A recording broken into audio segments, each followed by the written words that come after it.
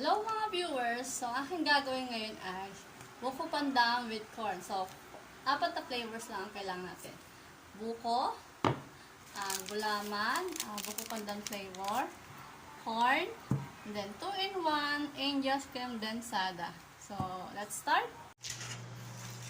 Mga viewers, so, ito pong tubig na to ay 5 cups of water. So, ito po yung ginawa kong takalan po ng tubig. So, isasalin na po natin tong gulaman po. So, sa isang sachet po, 5 cups of water pong magagawa po nito. So, hello mga viewers, ito, ang gulaman na isang balot. So, lagyan natin siya sa plato. And then, para palamigin, tapos tumigas na. Hintayin natin tumigas. Okay?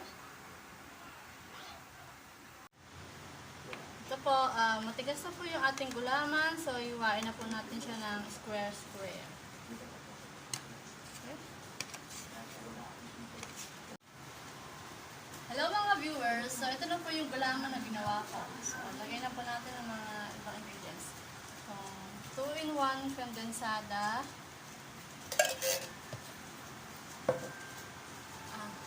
Mais. Yung nasa lata.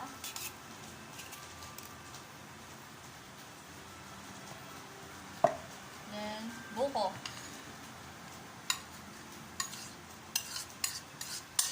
So, haluin po natin siya. Okay. Ito po, pagkahiwa ko po ng square-square sa gulaman, so lagay ko na po siya sa lagayan. Okay? So, ito po yung magiging itsura niya. Ganyan po. Hello mga viewers, so ito na po yung ginawa kong buko pandan with corn. So, lagay po natin siya sa ref para malamig siyang kainin po. Okay?